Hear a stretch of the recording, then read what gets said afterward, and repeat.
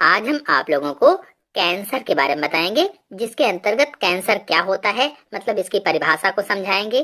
Cancer के प्रकार कौन कौन से होते हैं, कितने प्रकार के कैंसर होते हैं, कैंसर के कारण कौन से, यानी किन किन कारणों की वजह से कैंसर हो जाता है, कैंसर का फैलाव कैसे होता है, किस तरह से फैलता है ये, और कैंसर के लक्षण कौन कौन से हैं तथा इसके उपचार के बारे में बात करेंगे। तो चलिए शुरू करते हैं। सबसे पहले जान लेते हैं कि कैंसर क्या होता है। तो कैंसर अनियमित वृद्धि वाली कोशिकाओं का एक समूह होता है।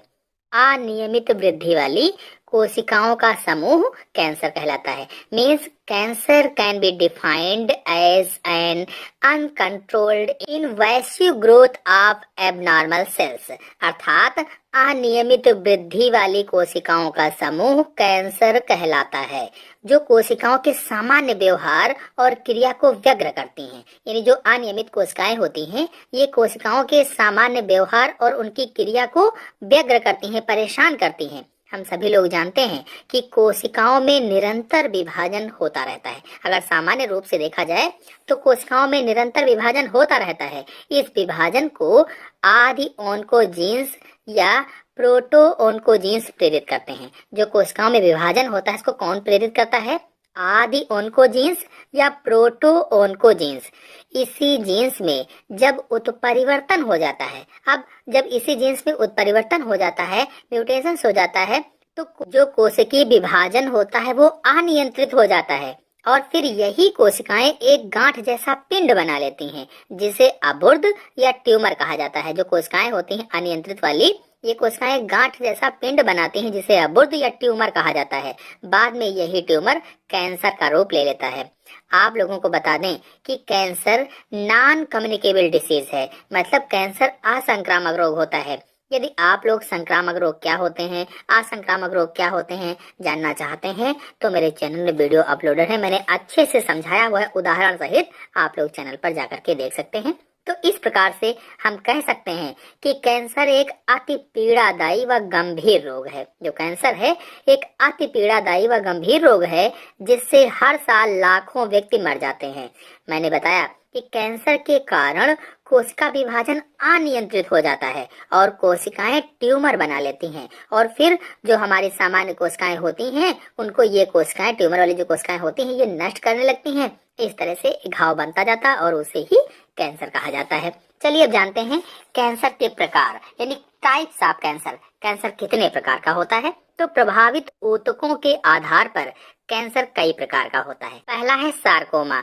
तो सार्कोमा के अंतर्गत दुर्दम वृद्धि भ्रूणीय मेसोडर्म में होती है। जो भ्रूणीय मेसोडर्म होता है उसमें ऐसी वृद्धि होती है, जैसे अस्थि, पेशी, लिम्फ ग्रंथि, संयोजी ऊतक का कैंसर आदि जो होते हैं, इन्हें सार्कोमा का कैंसर कहा जाता है। इस प्रकार का एक कैंसर होता है। फिर दूसरा है कार्सिनोमा। तो एपिथेलियम ऊतक या त्वचा की दुर्दम वृद्धि को कार्सिनोमा कहा जाता है। जो एपिथेलियम ऊतक होता है, जो उपकला ऊतक होता है, और त्वचा की जो दुर्दम वृद्धि होती है, उसे कार्सिनोमा कहा जाता है। ये जैसे त्वचा, फेफड़े, स्तन, आमाशय तथा अग्न्याशय का कैंसर कार्सिनोमा प्रकार का कैंसर होता है। फिर अगला है ल्यूकीमिया।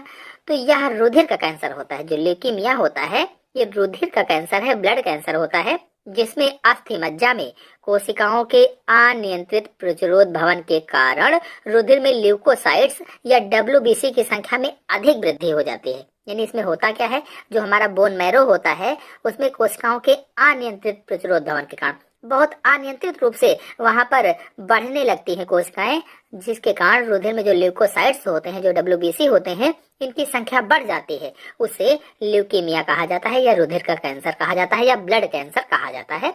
फिर आते हैं कैंसर के कारण पर, अर्थात काजेज ऑफ कैंसर पर। कैंसर का पहला कारण है धूम्रपान अथवा स्मोकिंग। तो सिगरेट, बीड़ी पीने से फेफड़ों का कैंसर हो जाता है। जो लोग ज्यादा सिगरेट पीते हैं, बीड़ी पीते हैं, तो उनको फेफड़ों का कैंसर हो जाता है, लंग्स का कैंसर हो जाता है। इससे मुख, गले व लैरिंग्स में भी कैंसर होने की संभावनाएं बढ़ जाती हैं। यानी धूम्रपान करने वाले व्यक्तियों में मुख में, गले में, उनके लैरिंग्स में भी कैंसर हो सकता है, फेफड़ों के अलावा भी। तो धूम्रपान पहला कारण हो गया।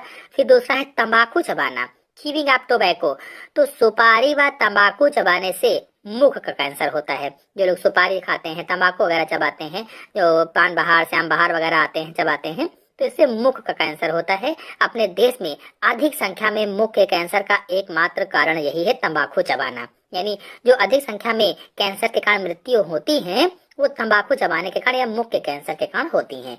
फिर तीसरा है भौतिक उत्तेजना, फिजिकल इरिटेशन। तो शरीर के किसी भाग के लगातार उत्तेजित होने से उस भाग में कैंसर हो सकता है। अगर हमारे शरीर में कोई भाग लगातार उत्तेजित हो रहा है तो उस शरीर में कैंसर यानी उस भाग में कैंसर हो सकता है।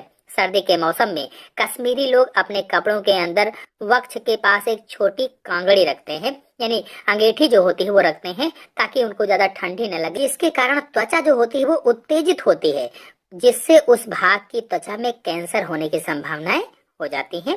फिर अगला है रसायनों का प्रयोग, यूजेस ऑफ केमिकल। तो अनेक रसायन शरीर में कैंसर उत्पन्न करते हैं। बहुत से ऐसे रासायनिक पदार्थ हैं जिनसे शरीर में कैंसर हो जाता है, जैसे निकोटीन, कैफीन, कोयला, गाड़ियों से निकले जो धुएं होते हैं, इसमें हाइड्रोकार्बन तथा अनेक प्रकार के पॉलीसाइक्लिक हाइड्रोकार्बन होते हैं। पॉलीसाइक्लिक का हाइड्रोकार्बन पाए जाते हैं जो हमें नुकसान पहुंचाते हैं। ऐसे ही कुछ लिंग हार्मोन व स्टेरॉइड होते हैं जो अधिक समय तक या अधिक मात्रा में देने से कैंसर पैदा करते हैं। तो इस प्रकार से रसायनों के द्वारा भी हमारे शरीर में कैंसर हो जाते हैं। फिर अगला है सूर्य की किरणों के प्रति उद्भासन, यानी जो कृषक वगैरह होते हैं, श्रमिक वगैरह होते हैं, लंबे समय तक खुली धूप व वायु में कार्य करते रहते हैं तो उनको त्वचा का कैंसर होने की संभावनाएं बढ़ जाती हैं, क्योंकि कभी कभी क्या होता है कि रेडियो व रेडियोधर्मी तत्वों के कारण उनके अस्थि के कैंसर हो जाते हैं। फिर अगला है विषाणु। तो वायरसेस के अंतर्गत वायरस भी या विषाणु भी मनुष्य में कैंसर पैदा कर सकते हैं या करते हैं। फिर अगला है क्षतिग्रस्त भाग व चोट, यानी कहीं पर इंजरी हो गई है, वो ठीक नहीं हो रहा है, कोई घाव हो गया है और ठीक नहीं हो रहा है, तब भी वो कैंसर हो सकता है। यानी शरीर के किसी भाग के अधिक समय तक क्षतिग्रस्त रहने से भी कैंसर हो जाता है। जैसे उदाहरण के लिए देखा जाए तो दांत का कुछ भाग टूटने पर वो लगातार जीभ से उत्तेजित होता रहता है। अब जीभ से उत्तेजित होने के कारण जीभ के उत्तेजित भाग में कैंसर हो सकता है। तो इस तरह से क्षतिग्रस्त भाग या इंजरी में भी कभी कभी हो जाता है। चलिए फिर जानते हैं कि इसका फैलाव कैसे होता है, स्प्रेड ऑफ कैंसर कैसे होता है। तो पहला पॉइंट है, किसी स्थान पर कैंसर कोशिकाएं विभाजन करके ट्यूमर का रूप ले लेती है, जैसा कि मैंने पहले भी आप लोगों को बताया था। अब यह ट्यूमर आसपास के ऊतकों के ऊपर फैलकर उन्हें नष्ट करने लगता है। यानी कहने का मतलब ये हुआ कि जहाँ पर ट्यूमर बन जाता है, ट्यूमर की कोशिकाएं हो जाती हैं, वो कोशिकाएं जो आसपास के ऊतक होती हैं उनको भी नष्ट करने लगती हैं, आसपास की कोशिकाओं को भी नष्ट करती हैं। तो सबसे पहली बात तो फैलाव इस तरह से होता है। फिर दूसरा है, कभी कभी कैंसर कोशिकाएं ट्यूमर से पृथक होकर लिम्फ संचरण के साथ शरीर के अन्य भागों में पहुंचकर विभाजन शुरू कर देती हैं। और कभी कभी क्या होता है, जो ट्यूमर की कोशिकाएं होती हैं वे अलग हो जाती हैं कुछ कोशिकाएं, और अन्य जगहों पर पहुंचकर भी वहां भी विभाजन शुरू कर देती हैं। इस तरह से भी रोग फैलता है, यानी अधिक घातक होता है इस तरीके का रोग, और कैंसर बहुत जल्दी फैल जाता है शरीर में और आदमी की मृत्यु हो जाती है। फिर अगला है, अस्थि मज्जा तथा संयोजी ऊतक में उत्पन्न कैंसरस ट्यूमर की कोशिकाएं रुधिर के साथ तेजी से शरीर के अन्य भागों में पहुंच जाती हैं। जो अस्थि मज्जा यानी बोन मैरो है, जो संयोजी ऊतक यानी कनेक्टिव टिश्यू है, इसमें उत्पन्न कैंसरस जो ट्यूमर की कोशिकाएं होती हैं रुधिर के साथ में तेजी से शरीर के अन्य भागों में पहुंच जाती हैं और रोग पैदा करती हैं। फिर आते हैं लक्षणों को जान लेते हैं, कौन कौन से सिम्टम्स होते हैं, कैसे हम जानेंगे कि हमारे शरीर में कैंसर हो सकता है। तो पहला लक्षण है, शरीर के किसी भाग में गांठ का बनना, जैसे होंठ, जीभ या स्तनों में अगर गांठ बन रही है तो कैंसर हो सकता है। स्त्रियों में स्तन कैंसर ही सामान्य रूप से पाया जाता है। फिर दूसरा है, जख्म या फोड़ा जो जल्दी भरकर ठीक नहीं होता है। कभी कभी क्या है कि जख्म है, जल्दी भरकर ठीक नहीं हो रहा, कोई फोड़ा है उसमें जख्म हो गया है तो ठीक नहीं हो रहा, तब भी कैंसर हो सकता है।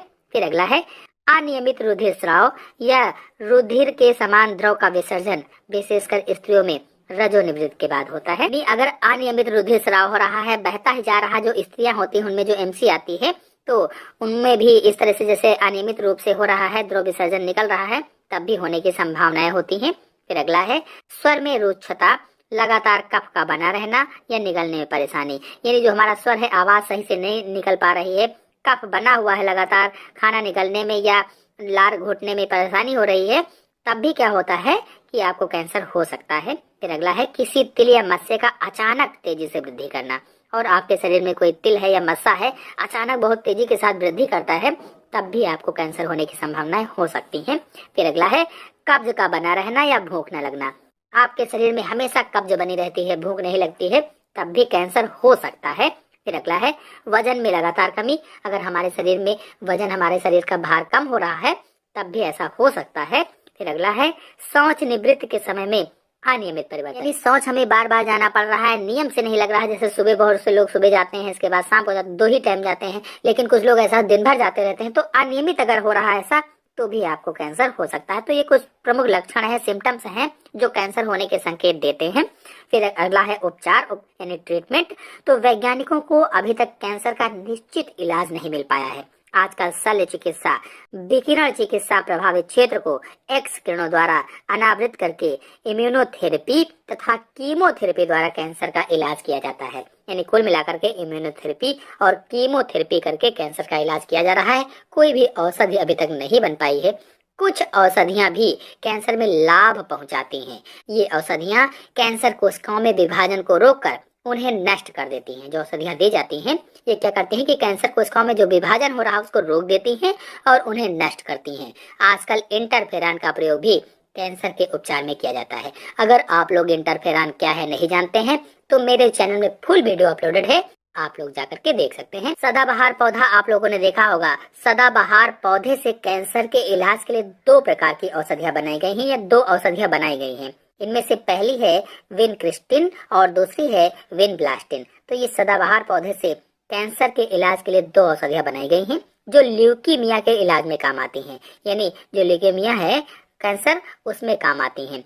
वीट थेरेपी तथा गिलोय के रस को भी कैंसर के इलाज के लिए प्रयोग किया जाता है। यानी वीट थेरेपी और गिलोय का रस कैंसर के इलाज के लिए प्रयोग करते हैं।